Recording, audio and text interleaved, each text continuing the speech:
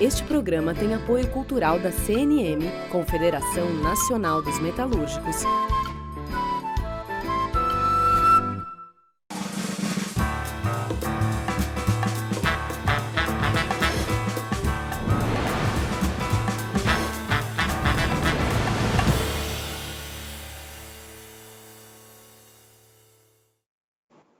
Olá, está começando mais um Entrevistas, programa sempre obediente ao que determinam as autoridades da saúde, com o entrevistado na casa dele, o entrevistador na minha casa.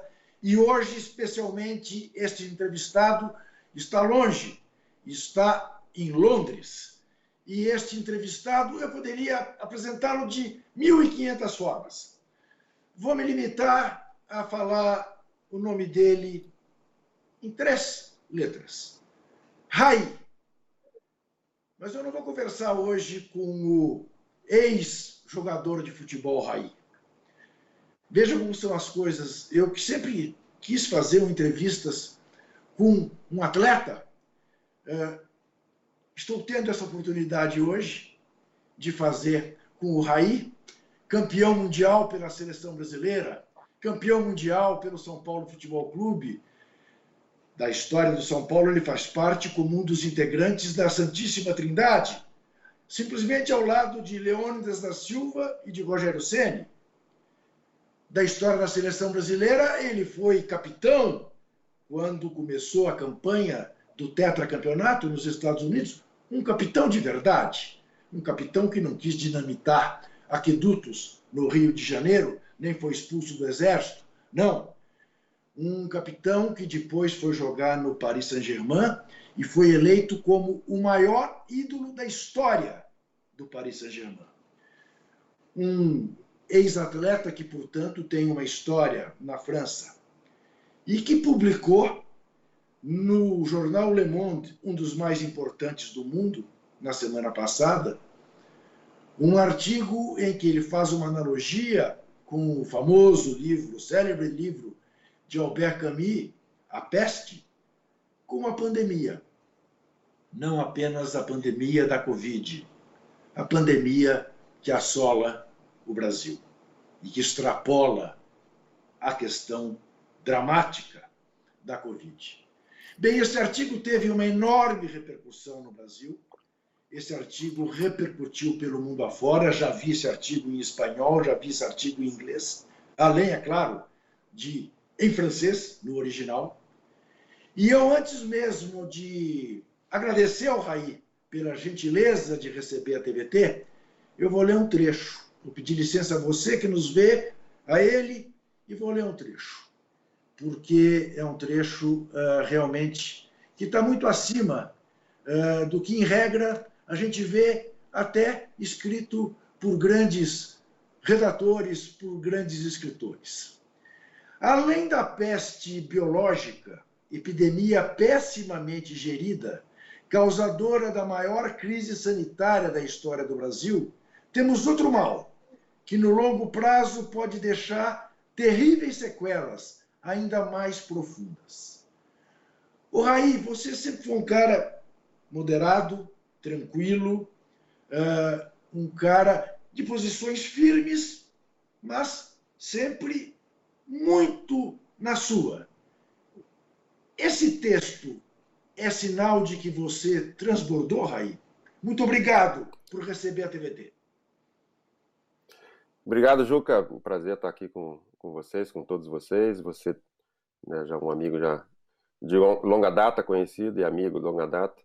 E prazer estar aqui com todo mundo da TVT. Com certeza foi algo que transbordou.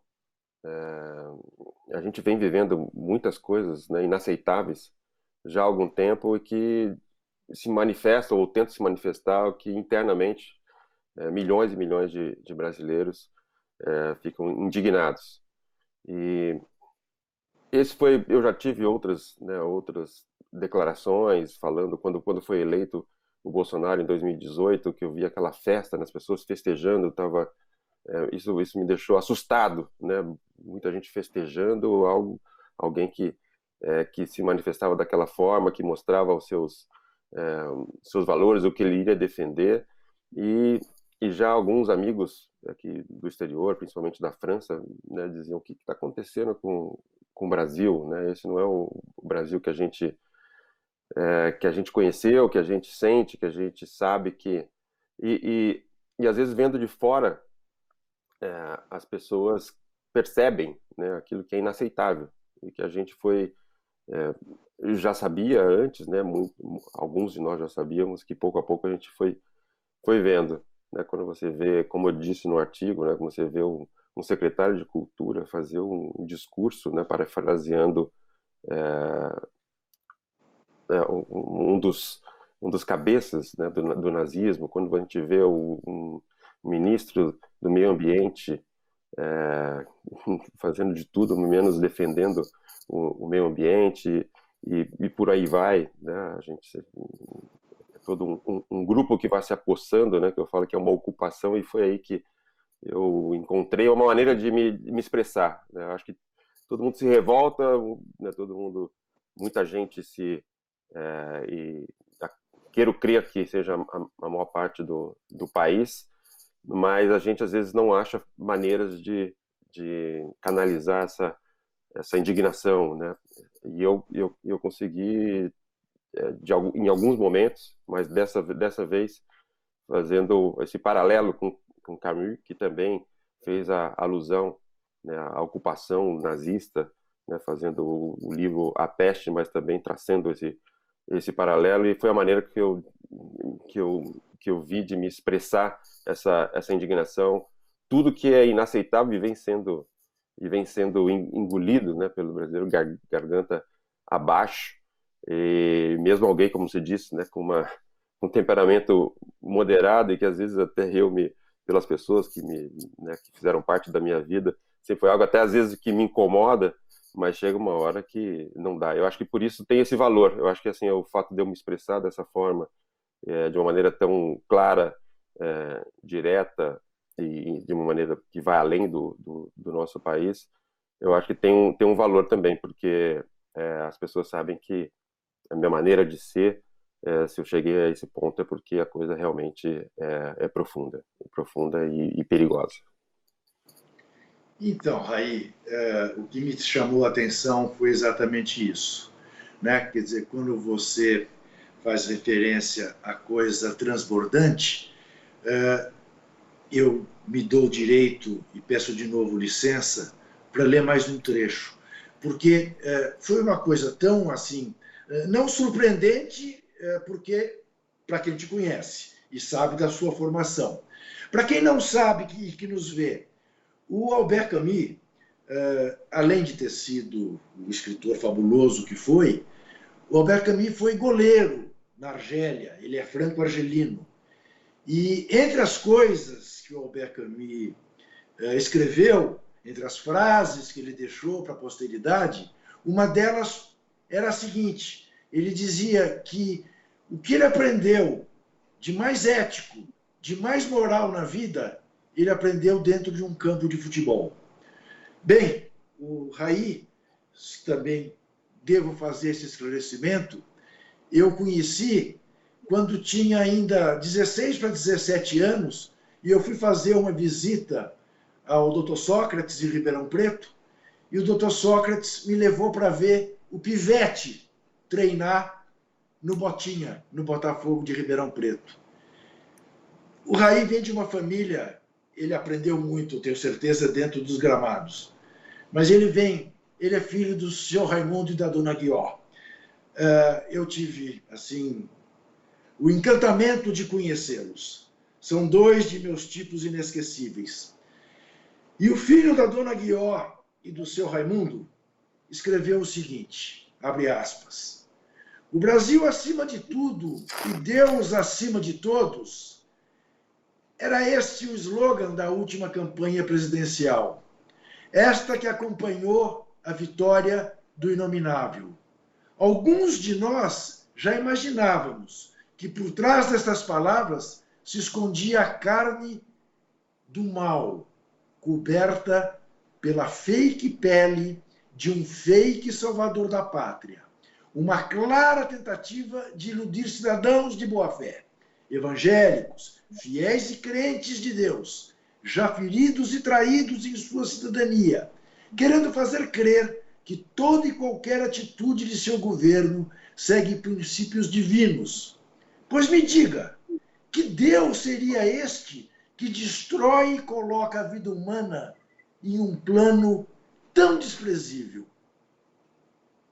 O Raí, que Deus concordaria com a tortura.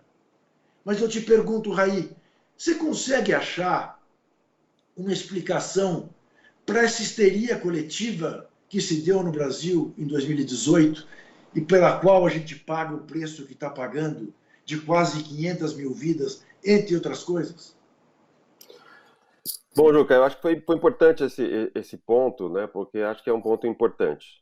Né, a igreja evangélica, né, a gente sabe o histórico e a importância, né, da religião no Brasil, e que isso joga um papel importante nesse ponto. Eu acho que a gente vê que isso foi usado, manipulado de uma tal forma de que se juntar algo com uma decepção que não vem só do Brasil, uma decepção com a classe política, com os nossos representantes, de alguma forma, e que tenta se apoiar, ou utilizar para realmente, como eu falo, iludir. Obviamente que existem seguidores do Bolsonaro, do governo que está aí, que acreditam naquilo que ele diz, mas muitos, e milhões, não são poucos, né, milhões e milhões de pessoas que hoje, né, pelo nosso histórico de extrema, e eu digo isso também, né, no artigo, de extrema pobreza, de extrema desigualdade, né, um dos países mais desiguais, maior desigualdade do mundo, né, no aspecto econômico, social, educacional também, que eu sinto, que eu acho que é algo que a nossa esperança tem que ser por aí. Eu percebo que existiu, quer dizer, a igreja joga um papel importante nessas comunidades que são abandonadas, né, pelo Estado. Né, isso, de alguma forma, se apropriou para tentar passar uma ilusão e que vinha de um momento complicado do país, para que pensasse que isso estaria acima. Quer dizer, esse slogan tenta iludir, né, pessoas que têm uma fé em algo maior, e que poderia crer que ali estaria um salvador. E eu acho que isso é o nosso papel, né, de pessoas que pensam diferente, que têm outra visão, uma outra ideologia, e que veem um caminho de um país mais justo de uma outra forma de alertar. E é isso que me fala. Com relação à sua pergunta, eu acho que isso é realmente algo preocupante, e que eu acho que tem que ter um esclarecimento. Isso vem tudo, vem envolvido, né, de uma estratégia, né, de comunicação, de fake news e de mentiras, e que faz com que a nossa população, já de alguma forma, nesse sentido, fragilizada, né, por essa extrema desigualdade, caia em ilusões desse tipo. Eu vou continuar lendo, porque virou um pouco meu texto de cabeceira. E eu devo dizer para você, Raí, como eu disse na abertura, eu queria tanto fazer um programa falando de futebol. Puxa vida, tem o Raí para falar de futebol, tanta coisa. Mas a diretora desse programa, dona Isa Chedi, fez um roteiro tão magnífico que eu não consigo me dissociar dele. Então eu vou continuar lendo. O Brasil que queremos e que o mundo precisa também negou o horror que se aproximava. E, portanto, há décadas, os ratos já estavam aqui, mostrando seus rostos e dentes, de olhos revirados, afiando suas unhas E nos atentamos. A cólera conservadora, contida pós-redemocratização, encontrou espelho e passou a infectar grande parte da população no sentido dessa ira, da vingança. Você mesmo indaga e aponta o norte. Como fazer para se livrar desse pesadelo? Sobretudo, não fiquemos anestesiados, amordaçados por essa angústia muda. Fora com esse mal maior, fora a estupidez que desencoraja o uso de máscaras, que dificulta o combate ao vírus, que mata e deixa morrer e ainda insiste. Como nos livrar disso, Raí? Bom, Juca, eu acho que a força do texto, na verdade, claro que se apoiando na obra-prima, né, num clássico, se apoiando bastante, vem de uma coisa, de uma indignação pessoal que tem várias faces, né, mas que faz com que a gente chegue a um momento do Brasil que parece mais decisivo do que em outros momentos, mesmo outros momentos trágicos da nossa história. Eu vejo, né, e tentei colocar isso no texto, que todos, né, quer dizer, como eu falo assim, o mundo vê o Brasil sempre viu o Brasil como uma esperança. Obviamente, um país jovem, uma civilização jovem, que tem muito a aprender, muito a crescer, mas que traz algo que é único, né? Uma alegria de viver, uma maneira de se expressar, um calor humano que é genuíno, que é uma generosidade, né, de uma certa forma, mas que pouco a pouco, uma coisa eu gostaria de dizer, Ju, que acho que me depois pensando tal, que a gente sempre acreditou nesse Brasil mais ingênuo, mas essa injustiça social de décadas e décadas, esse racismo, né, e toda a nossa história, com a história dos escravos, a história das favelas, essa história de um Brasil desigual e desumano, de uma certa forma, a gente está pagando um preço muito maior do que muita gente imaginava, né? Não, isso se ajeita com o tempo, a democracia vai ajeitar isso, isso vai se resolvendo porque somos um país jovem, mas não, né? O Camus já dizia, né? Esse mal, ele está ali esperando a oportunidade para se apossar, né? E esse mal não está só no Brasil, não está só, está em vários países que a gente está vendo a extrema direita crescendo, mas principalmente no nosso país, né? Está virando um sinônimo de algo que está dando errado e que tinha tudo para dar certo.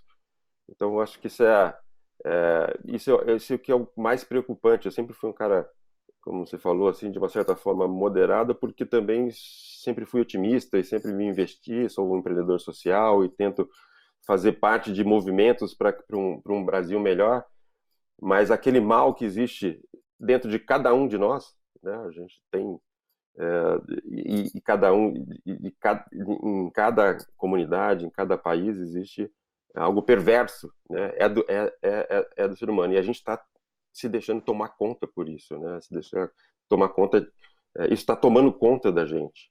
E se a gente não tiver aí essa resistência, essa luta, né? Essa revolta, né? Como uma das fases do Camus é isso, né? Essa revolta, a gente vai deixar tudo a perder. Raí, vou fazer um brevíssimo intervalo e voltaremos em seguida.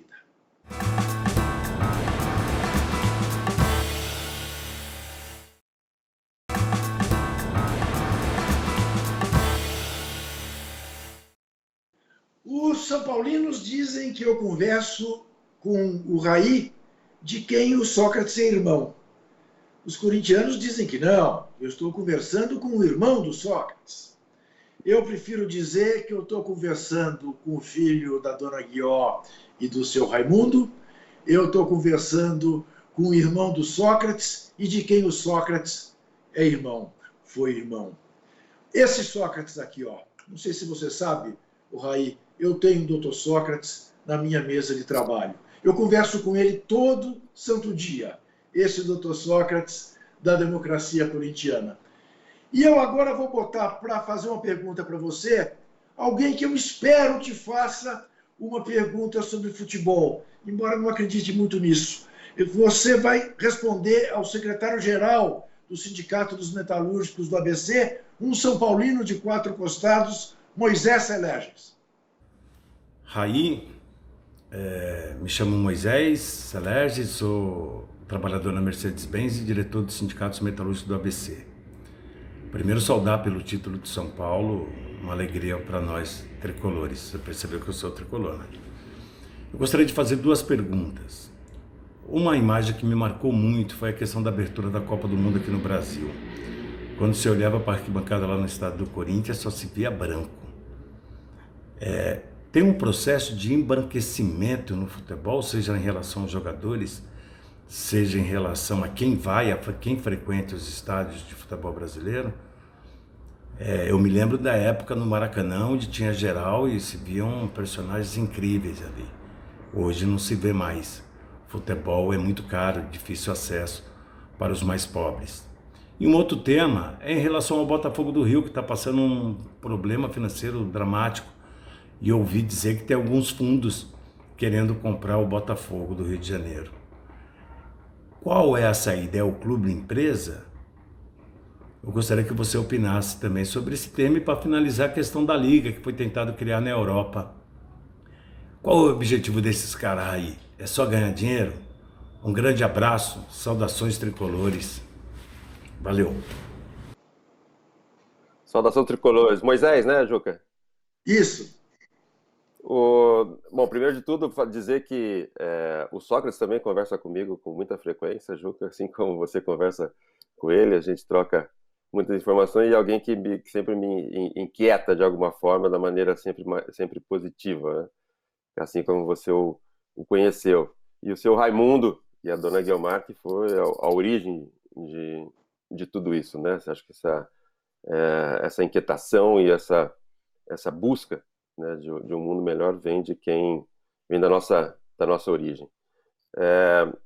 Com relação ao Moisés, foram algumas perguntas bem interessantes. A primeira delas eu não lembro direito, depois era sobre o embranquecimento das torcidas. O embranquecimento, exatamente. Uma coisa que eu tive, antes de voltar para o São Paulo como dirigente, eu fui em algumas finais de Liga dos Campeões.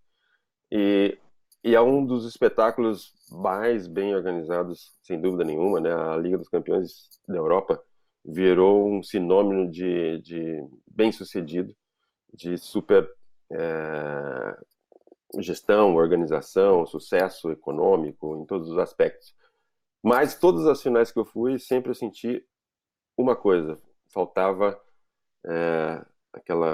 a verdade do futebol, a essência do futebol, né? Você via numa final de Liga dos Campeões, você tem quase que os 2 lados centrais do estádio, pessoas ligadas a patrocinadores, convidados e que vêm às vezes de outros países, diferentes daqueles que estão jogando, e atrás dos gols é que se mantém uma torcida mais fiel, obviamente também que sempre com um preço do ingresso muito, muito caro. Concordo plenamente. Eu acho que é um problema mesmo para um campeonato tão bem sucedido como a Liga dos Campeões. A Copa do Mundo reflete isso, e eu acho que é isso que também se reflete na outra pergunta dele, né? Qual é a solução? Eu fiz alguns estudos e tal antes de voltar para o São Paulo, e tem alguns modelos, né? A gente vê, é óbvio que no mundo, né, capitalista, essencialmente, que a gente vive, você precisa de recursos para ter grandes equipes e fazer com que o espetáculo, o grande espetáculo, que é a arte que a torcida gosta, que o torcedor gosta de todas as classes sociais. Mas você tem alguns modelos, como em Portugal, mas principalmente na Alemanha, por exemplo, onde você deixa espaço para a entrada de investidores, mas você mantém Isso. mais de 50% na mão dos associados, do clube. Então, eu acho que isso é uma maneira, né, de você precisa de recursos para manter esse esporte, né, e esse produto que é um dos melhores produtos do mundo em termos econômicos. Então, é obviamente que é natural que muito investimento chegue, mas para você não perder a essência, principalmente dos clubes, é, você tem que colocar algumas regras. E eu acho que alguns países conseguiram isso, né? E a Superliga, como ele diz, é um reflexo dessa perda de identidade, né? Proprietários de vários clubes, a maior parte deles na Inglaterra, que é um dos campeonatos mais bem-sucedidos do mundo, é, tomaram uma decisão de maneira esdrúxula, né? Muito até de uma maneira que surpreende de tanta ingenuidade em achar que a reação seria diferente daquilo que foi, que era perder completamente a identidade, né? A maior parte deles, muitos deles, né, proprietários americanos, acostumados com ligas fechadas, sem decência, isso não é a essência do esporte. Então, eu acho que isso, de alguma forma, a reação da torcida faz com que a gente guarde ainda alguma esperança, que a gente acha esse meio termo, né, que os clubes brasileiros precisam, né, de investidores para concorrer. Quando a gente tem que pensar em Brasil, o futebol brasileiro tem que pensar nos concorrentes globais, até porque a gente tem que ser um ator importante nesse mercado, por tudo que a gente representa, mas, de alguma forma, achar a nossa fórmula, assim como os alemães acharam, ou os portugueses tentam achar, de manter a essência do clube, a história do clube e a tradição. Eu sempre fico feliz de ouvir, Raí, porque acho que somos devotos do Rodrigo Monteiro de Castro, né? Que tem a ideia da sociedade anônima do futebol, que é muito por aí que você descreveu na Alemanha e tal. Estamos de pleno acordo quanto a isso. Mas vamos sair do líder metalúrgico para militante do assentamento do MST, da juventude do MST, a Gisele Alves, de Crateús, no Ceará. Olá, Raí, meu nome é Gisele, eu sou aqui do assentamento Palmares, na cidade de Crateús, no estado do Ceará. Temos no MST uma grande identidade e referência com Sócrates, que simboliza a luta do esporte pela democracia e a justiça social. É tanto que construímos um campo com o Dr. Sócrates. Como vocês, são grandes jogadores de futebol, que se posicionaram e se posicionam até hoje na política do seu país, que poucos têm coragem para isso. No Ceará, realizamos a nossa Copa Estadual da Reforma Agrária, com mais de 100 times femininos e masculinos. Na sua experiência como jogador e diretor de futebol, como podemos democratizar o acesso ao futebol para meninos e meninas da zona rural e da periferia possam ter acesso à formação esportiva e seguir carreira profissional? Bom, Juca, a Gisele, obrigado aí pela pergunta lá do Ceará. O seu Raimundo é um cearense, né, meu pai, e me deixa muito feliz aí ouvir uma representante do Ceará. Eu acho que as coisas se misturam, né, Juca, né? Quando você pensa, tem uma visão ideológica do esporte, da democratização da atividade esportiva e principalmente do futebol, o esporte mais popular do mundo.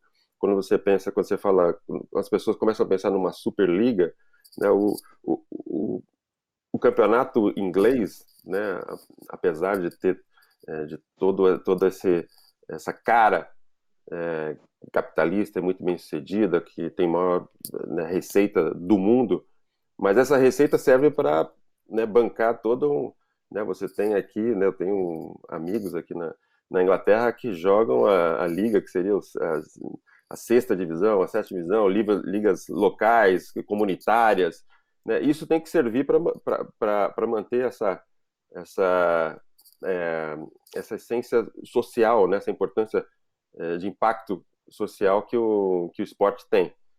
Então, acho que as coisas estão interligadas, né? Então, a pergunta do Moisés e a colocação da Gisele, né? Você usar o poder de mobilização do esporte, né? De extrair o máximo que ele puder em termos de receita para bancar toda essa rede, né?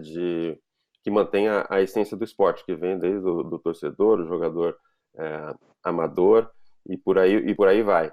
Então, acho que as coisas estão interligadas, e eu acho que tem que pensar nisso. Eu estou até voltando aí, vou voltar a estudar. Dessa vez, eu acho que eu sempre gostei dessa coisa de ter várias faces, né? Vou fazer um curso agora na Sciences Po, lá na França, de ciências políticas, né? E estou pensando nisso, nessa coisa de uma política de esporte que seja democrática, que dê acesso ao esporte a todos e de alguma forma isso seja viabilizado pela elite do esporte de uma maneira geral. Isso para mim é muito factível e o que vai viabilizar aquilo que a Gisele, o desejo da Gisele. Então, Raí, deixa eu lhe fazer uma pergunta. Voltando para a Grécia, que era quem cantava tanto o seu Raimundo, né? A ponto de ter filhos como Sócrates, Sófocles, né? Sóstenes. Muito bem. A Grécia, a gente sabe, é berço da democracia e é berço da Olimpíada, né? São duas coisas que... Em que medida essa influência, depois da democracia corintiana, do Mano, tudo, tem a ver com a tua fundação, que é exemplar, a Fundação Gol de Letra? Bom, a experiência prática da Fundação Gol de Letras só me deixa ainda mais inquieto de tentar fazer isso de uma escala maior. A gente vê o poder de transformação, de mobilização que o esporte pode ter e que tem uma repercussão também nos objetivos comuns entre as pessoas. As pessoas se juntam para se divertir, para ver como se organizar, o esporte vira um grande motivador disso, junto com outras coisas, e que tem um papel social importantíssimo, né? E como você falou do seu Raimundo, Sócrates, Sóstenes, Sófocles, era um provocador, né? Quer dizer, quem coloca o nome do filho de Sócrates, Sóstenes, Sófocles, no mínimo, esse cidadão vai ser um cidadão inquieto, procurar saber da onde vem e que democracia é essa, né? Que tem a ver com esporte, que tem a ver com política e como que isso se interage.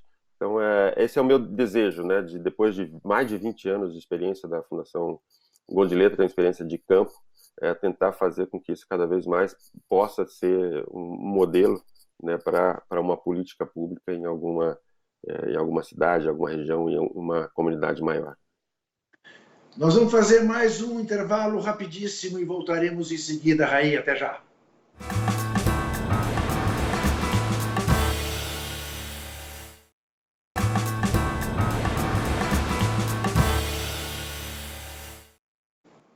Eu converso com o Raí, eu aqui, ele em Londres. E agora, Raí, eu vou te botar para responder a pergunta de uma baita goleira.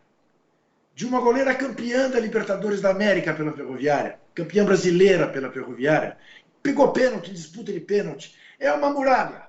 A Luciana Maria Dionísio, a palavra está com ela. Raí, na época que você jogava no PSG, já tinha futebol feminino?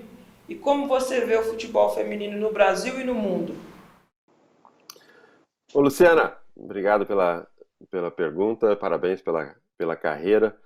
Na época não tinha futebol feminino no Paris Saint-Germain, hoje é um dos grandes times da Europa, e eu percebo aqui o desenvolvimento do futebol feminino na Europa em todos os sentidos, né? Esportivo, de organização, de negócios e envolvimento, né, das comunidades, dos torcedores também, participação muito maior dos torcedores. Então é um caminho sem volta. Na minha opinião, o futebol feminino tem que ser apoiado por todos os clubes, aqueles que podem apoiar, e aqui na Europa, mesmo que na minha época não existia, mas agora a gente vê um retorno muito grande, né? Grandes times da Europa investindo bastante no futebol feminino, e quando investe assim não é à toa, é porque está tendo retorno. A gente vê as novas gerações também, né? Minha filha já jogou, minha neta já jogou futebol, que a gente não via em gerações anteriores. Então eu fico muito feliz de ver esse sucesso do futebol feminino, e que espero que se replica no Brasil, que eu acho que ainda está engatinhando, mas sem dúvida nenhuma o talento do futebol masculino também vai se refletir também nas mulheres no Brasil. O Raí, uma curiosidade, você tinha tudo para ser um baita machista, né? Porque na tua formação, na tua casa, a única mulher era a Dona Guió. Dona Guió, para quem não sabe, faleceu neste ano aos 100 anos de idade. Plenamente lúcida. Um mulheraço. Mas ela era a única mulher numa casa que só tinha homens. Um bando de homens. Aí o Raí forma a família dele. Só tem mulheres, filhas e netas. Como é que você aprendeu a não ser machista? Ou você, quando chegou na sua vida já mais madura, já não trazia os vícios do machismo? Bom, a gente vive numa sociedade machista, a gente sempre está tropeçando, né, Juca? Sempre tá aprendendo. Mas realmente eu, na minha casa, éramos o meu pai vindo, né, de uma criação machista do Nordeste, casou com a dona Guiomar, minha mãe já tinha 32 anos naquela época, era raro. Ele respeitou, mas minha mãe era durona. Eu acho que a gente começou a aprender a como lidar com isso, com esse mundo machista, e deixar de ser tão machista com a minha mãe. Eu lembro, minha mãe sempre contava uma história que uma vez ela estava voltando do trabalho, atrasou porque teve que fazer hora extra e não sei o que, estava chegando em casa, e meu pai lá, bem humilde, no começo da vida, e meu pai chegou assim: mas isso são horas de chegar em casa? Aí a dona Guilmar falou o seguinte: isso são horas de chegar em casa porque... O meu pai: isso é hora de chegar em casa porque já estou aqui cuidando dos filhos, não sei o que, tal. Falou assim: ó, primeiro de tudo, eu sei que o filho é meu, você não sabe se o filho é seu. Aí meu pai já baixou, o machistinha já baixou a bola. Os filhos aí eu sei que são meus, você não sabe se são seus. E aí, minha mãe tinha essa coisa de mesmo, de alguma forma, também ser impregnada com essa cultura, né, odiosa do machismo. Ela sabia, em alguns momentos, colocar os limites. E eram 6 filhos, né? 6 filhos homens que não ajudavam na cozinha, não ajudavam em casa, e a gente foi aprendendo quando foi saindo de casa e dando valor, né, e tentando tudo que minha mãe fazia pra gente, tudo que a gente tinha ainda a evoluir nesse aspecto. E eu fui premiado aí com 3 filhos, que eu amo, 3 filhas e uma neta, né, só mulher, e que o mundo... um universo feminino que só me faz aprender. Eu acho que eu tenho muito a aprender, mas de alguma forma o meu pai trabalhava muito fora, então eu convivi muito com a minha mãe, né? Na época, entre 8 a 16 anos, convivi muito mais com a minha mãe, porque meu pai tinha que sustentar os 6 filhos que estavam estudando fora, então ele fazia trabalhos em vários lugares, e eu convivi muito com a minha mãe. E eu acho que esse entendimento, né, do universo feminino começou ali com a minha mãe, mas como todos nós temos muito a aprender ainda, né, Juca?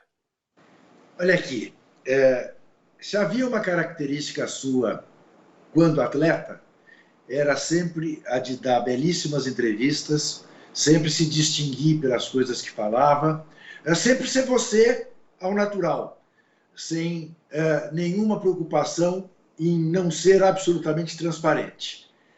O Raí, diretor do São Paulo, teve que passar a tomar alguns cuidados nas coisas que dizia. Até foi criticado por misturar política e futebol. Eu te faço duas perguntas. É mais difícil representar uma instituição do que ser apenas você mesmo? E 2, política e futebol, afinal, não se misturam aí?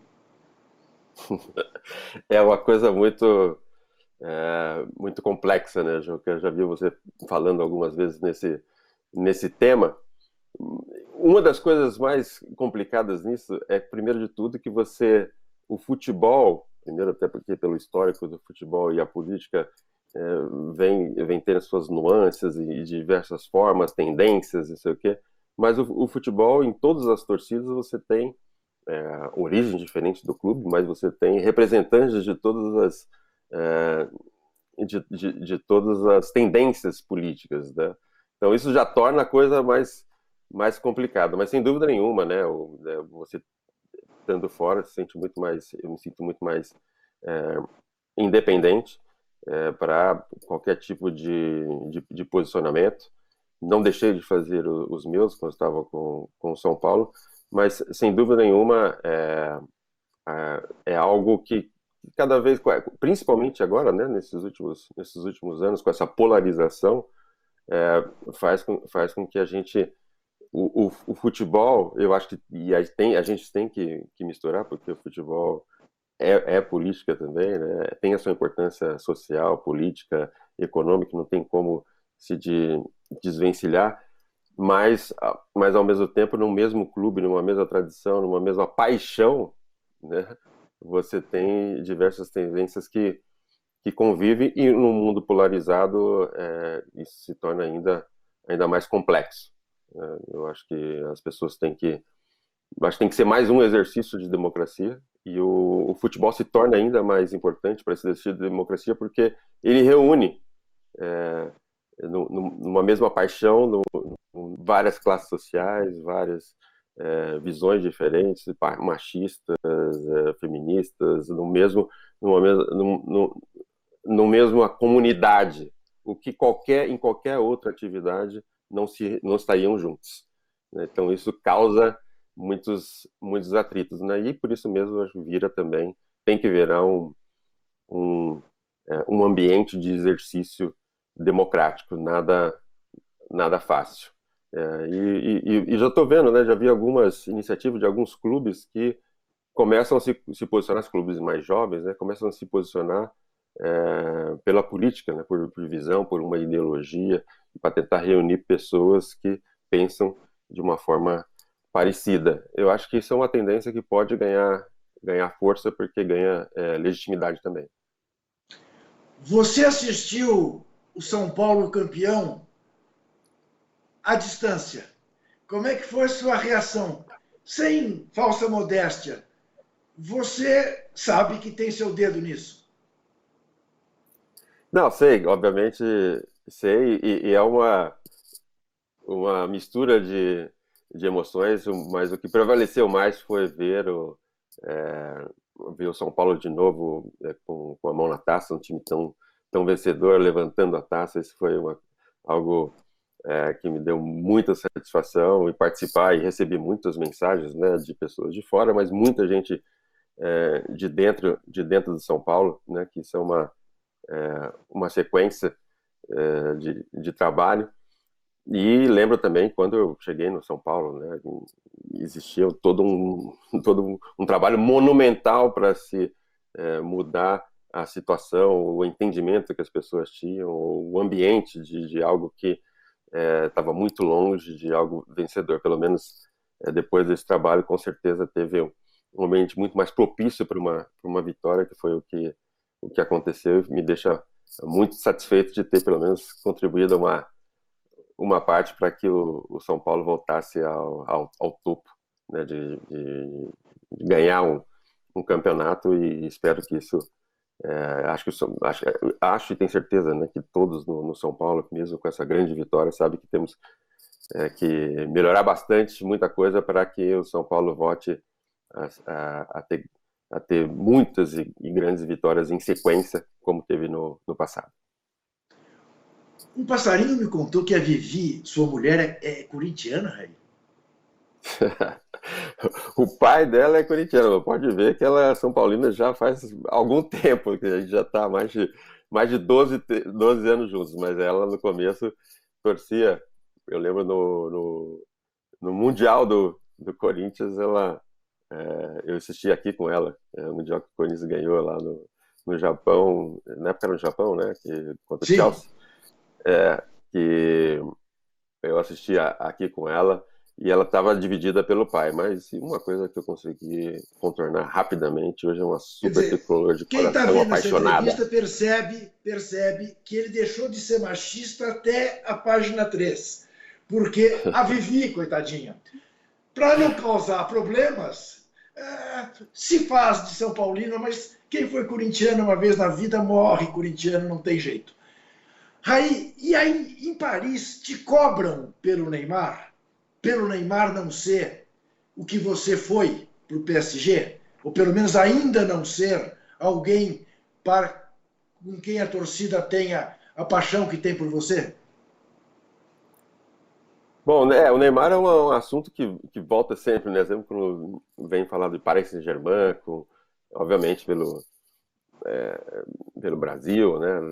A nossa origem comum. O Neymar é um gênio do futebol e tem as suas características e as pessoas querem, a minha opinião, eu não conheço o Neymar pessoalmente, assim, a fundo, né? É difícil a gente falar de longe, a gente sabe todas as qualidades dele, técnica, tudo que ele pode fazer, o que já fez pelo Paris Saint-Germain e tudo que ele pode fazer ainda pela história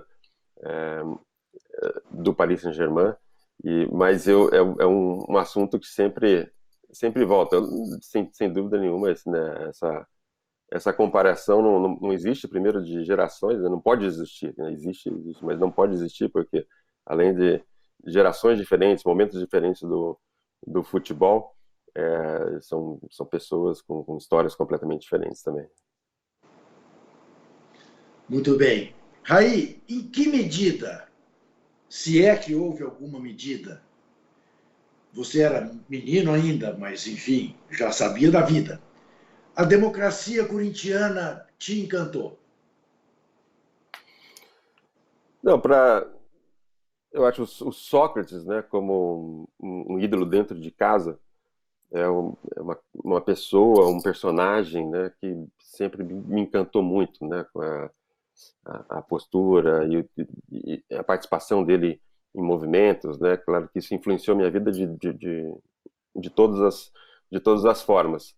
E agora a consciência da importância da democracia corintiana veio depois, até porque eu era muito jovem, né? Então tinha todo aquele movimento, aquela admiração pelo irmão, né? Por tudo que ele representava no movimento das diretas já, na democracia corintiana, mas eu não tinha ideia do que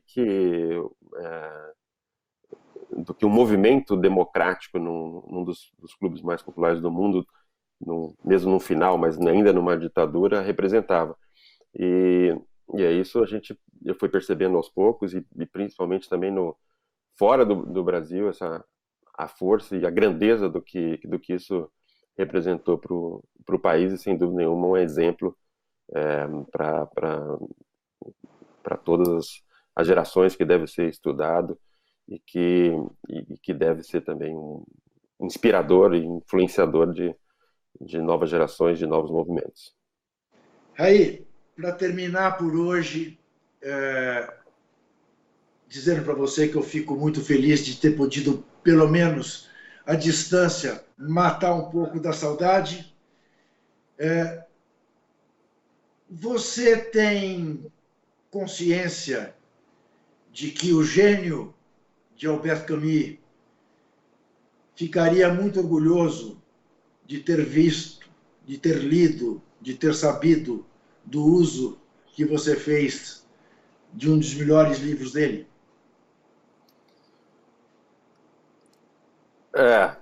Isso que eu espero. Eu acho que eu fui muito audacioso, com certeza, de publicar isso, né, uma ideia dessa envolvendo um gênio da literatura na França, ainda por cima, num jornal como no Le Monde. Mas acho que a ousadia e a inspiração que ele me trouxe, um alívio, de certa forma, né, de poder canalizar. Acho que esse é o papel da arte, dos gênios, né, de dar voz e representar uma ideia, algo que a gente quer transmitir, né, se expressar. Então eu pedi carona no caminho e eu acho que o resultado me deixou muito mais satisfeito do que a ele, mas creio que não o decepcionou também, e fico muito satisfeito com isso. Você tem a certeza, Raí, de que o Camille teria muito orgulho de ler, de ouvir, de saber, de conhecer que você fez do grande livro dele o uso que você fez.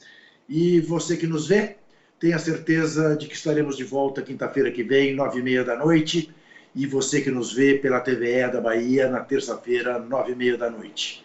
E você que nos vê, tenha certeza também de que desesperar jamais. Este programa tem apoio cultural da CNM, Confederação Nacional dos Metalúrgicos.